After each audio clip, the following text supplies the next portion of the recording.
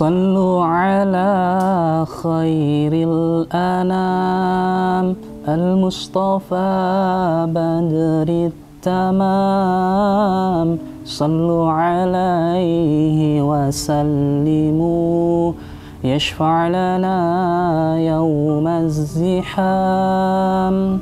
Bismillahirrahmanirrahim. Assalamualaikum warahmatullahi wabarakatuh. Sahabat Rancamaya yang dirahmati oleh Allah Subhanahu wa Ta'ala, alhamdulillah kita masih diberi kesempatan untuk berpuasa di bulan yang penuh berkah ini.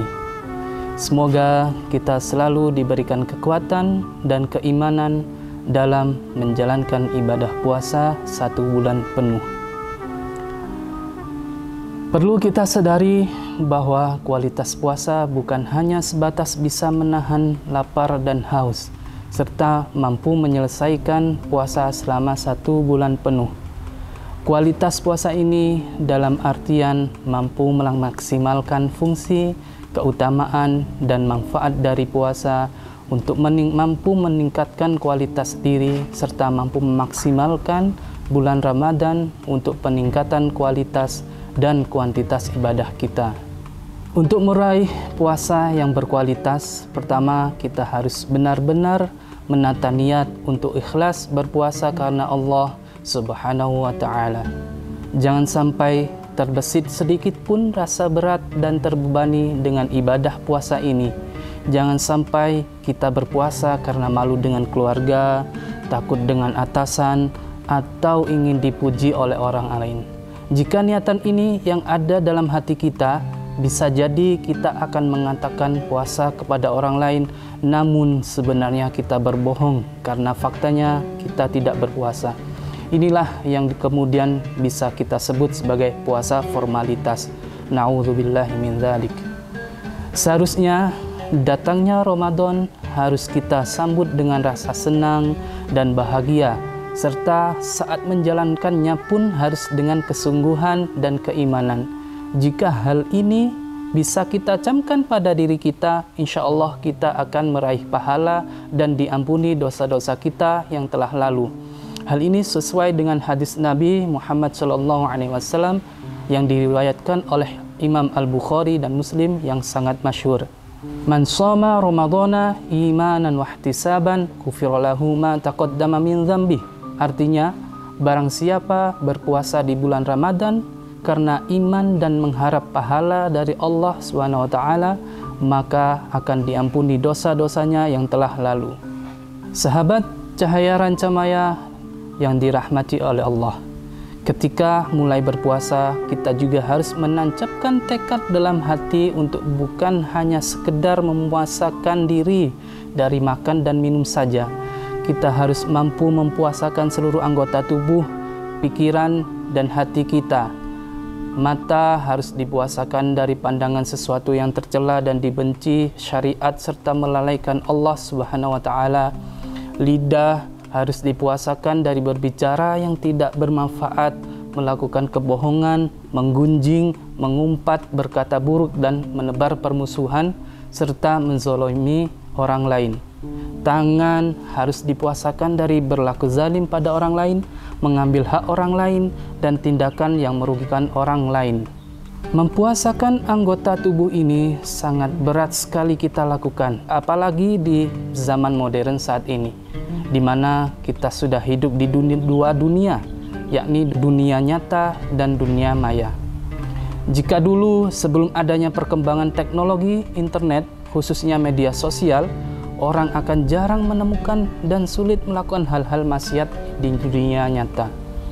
Namun, di era perkembangan teknologi dan informasi yang pesat saat ini, di mana dunia sudah berada dalam genggaman, kemaksiatan pun bisa dilakukan dalam genggaman tangan kita, mulai dari maksiat mata, mulut, tangan, bisa saja dilakukan dengan mudah menggunakan kecanggihan teknologi internet.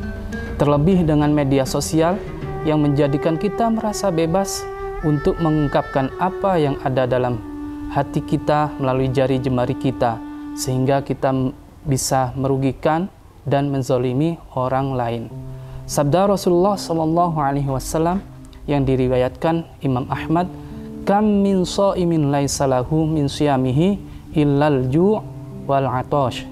Artinya, betapa banyak orang yang berpuasa tapi tidak mendapat secuil apapun dari puasanya kecuali hanya lapar dan haus.